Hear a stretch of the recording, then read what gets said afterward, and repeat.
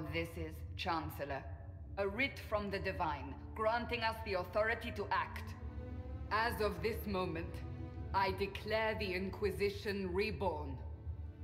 We will close the breach, we will find those responsible, and we will restore order with or without your approval.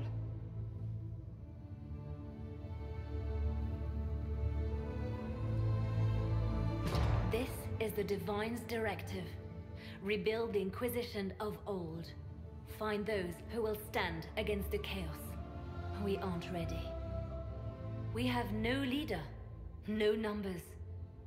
And now, no Chantry support. But we have no choice.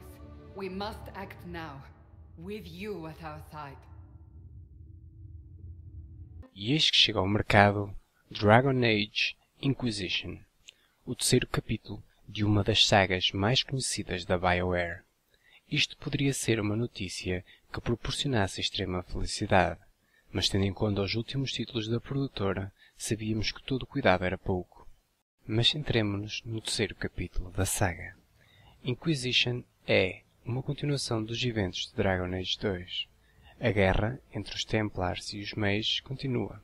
Criaram-se mitins de forma a tentar a paz, mas num deles algo corre mal e são mortos elementos importantes das diferentes facções. No céu, abrem-se brechas que introduzem demónios e apenas nós, através de um estranho poder, temos a capacidade de fechá-las. Como forma de descobrir quem perpetrou o ataque, forma-se a Inquisição, com a presença de dois personagens conhecidos dos jogos anteriores, Liliana e Cassandra.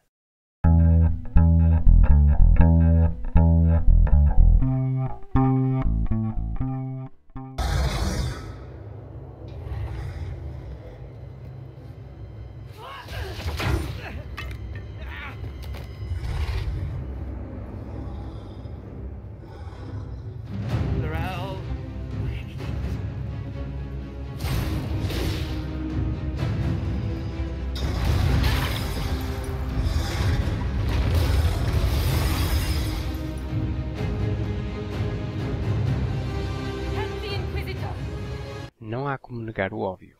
Inquisition é um jogo enorme com uma durabilidade muito acima da média. Um percurso rápido exige aproximadamente umas 75 horas de jogo. Se houver preocupação com as missões secundárias e com as diferentes narrativas, esse número sofre um aumento significativo. Sou uma pessoa que gosta de resolver todos os conflitos e explorar todas as opções. Logo, não é de estranhar ter finalizado Dragon Age Inquisition com um tempo de jogo de 160 horas.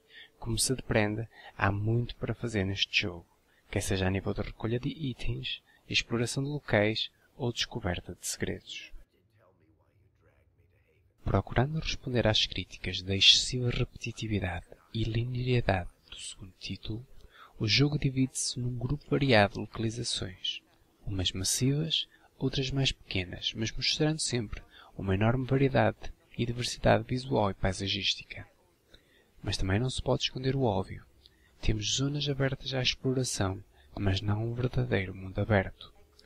Cada vez que quisermos nos deslocar a uma determinada zona, lá temos nós os tradicionais tempos de carregamento. Por sua vez, ver o nosso personagem ser impedido de ultrapassar certos obstáculos e afogar-se cada vez que entra na água, não ajuda. Os mapas estão repletos de quests, o que, se por um lado, não nos deixam ficar perdidos, também não nos permite valorizar outros fatores de interesse. Se a isso adicionarmos que 70% das missões secundárias têm um interesse mínimo, como por exemplo procurar itens, saber desaparecidos, procurar uma cabra inclusive, não é de estranhar que em certos momentos apenas se esteja a jogar, por jogar. Apesar disso, nota-se carinho e dedicação na criação deste universo. Uma coisa em falta nos últimos anos. Só é pena, a nível de caracterização das personagens, a qualidade deixar muito a desejar com um editor muito limitado. As barbas e os cabelos das personagens, essas são uma das coisas de mais difícil compreensão.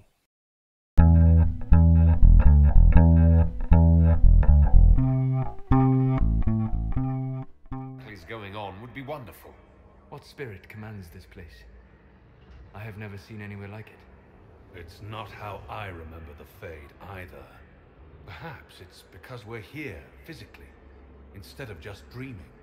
The stories say you walked out of the Fade at Haven. Was it like this?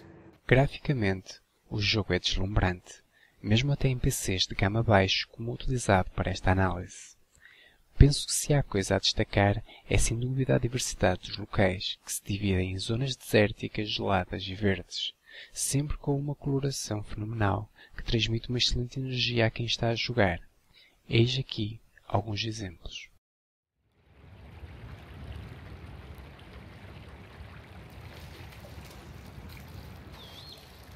Could I have told the Divine that you couldn't say yourself? I thought she needed to see the chest hair for herself. Say again. I thought she needed to hear it from the horse's mouth, as it were. I also knew she would ask you to help us. Help the Inquisition? Me? A crazy thought, I know. Yet here you are.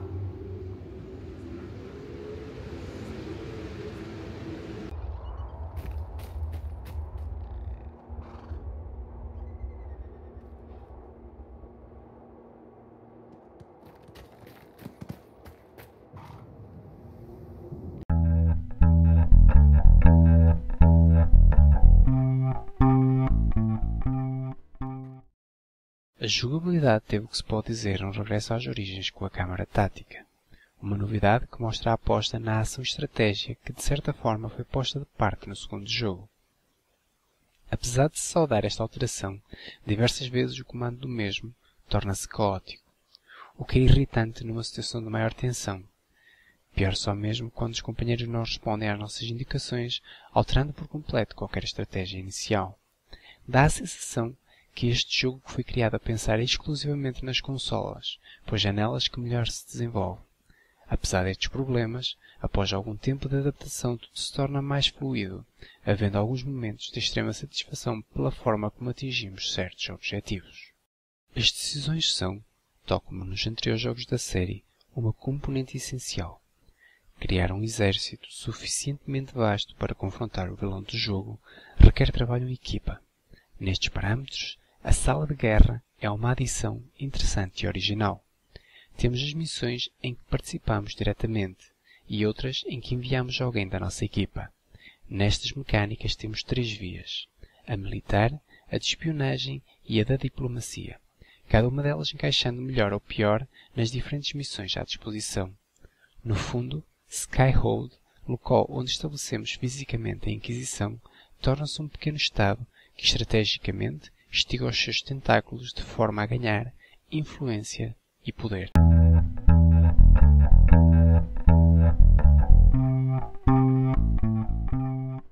Are we playing cards or what? Are 3 drakes better than a pair of swords? Ugh, I can never remember. Seeker, remember how I said, don't show anyone your hand? That rule includes announcing it to the table. There's a crown on his head, but a sword too. His head didn't want either. Don't talk to the face cards, kid. You seem to have enough people. I have 1,000 things to do. Losing money can be both relaxing and habit-forming. Give it a try. Curly, if any man in history ever needed a hobby, it's you. Dealer starts. Oh, I believe I'll start at 3 coppers. Do you think that's too daring? Maybe I'll make it 1. No. Boldness. 3 it is. Seriously, who starts at 3 coppers? Silver or go home? Sounds good.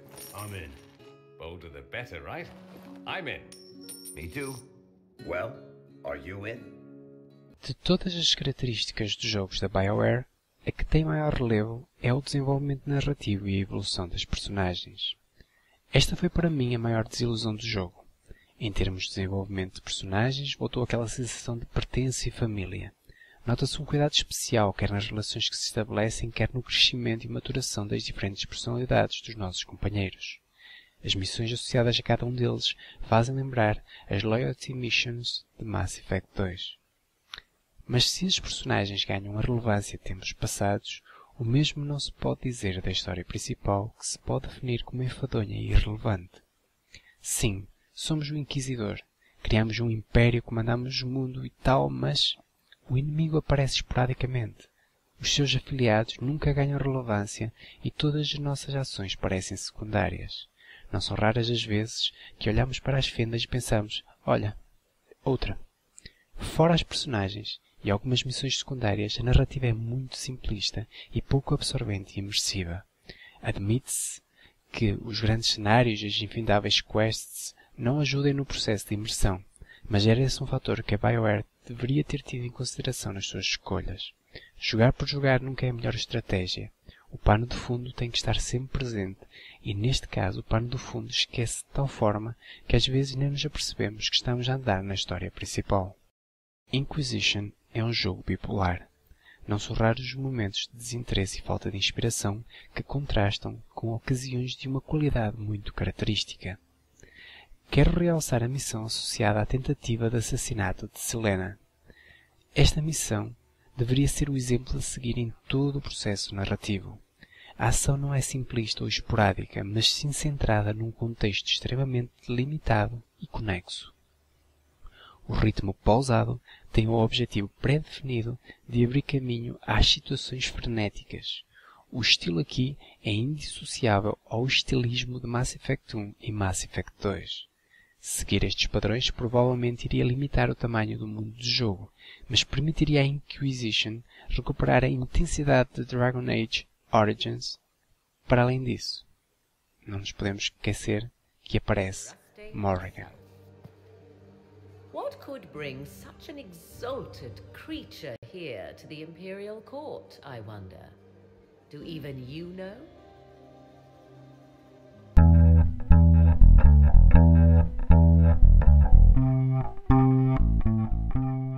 In branch do blossoms grow, the wind a hallowed breath.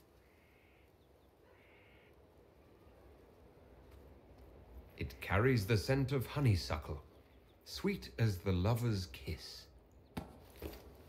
It brings the promise of more tomorrows, of sighs and whispered bliss.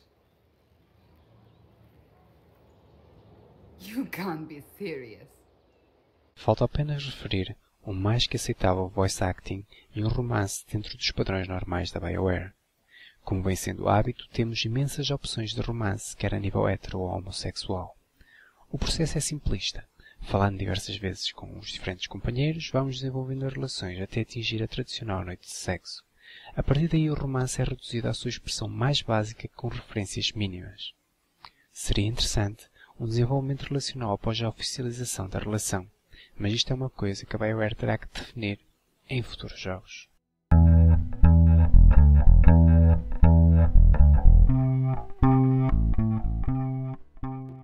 Dragon Age Inquisition é um RPG de longa duração. Um jogo que concentra toda a sua força no plano global daquilo que pode oferecer. É um retorno da BioWare a melhores dias, mas ainda longe da qualidade que sempre pautou a companhia. Nota-se trabalho e dedicação. A beleza visual do jogo é inegável. As paisagens vivas, a contrastar com os cenários desolados, introduzem uma variedade muito gratificante. Os personagens são novamente o grande suporte do jogo e a razão que nos leva a regressar.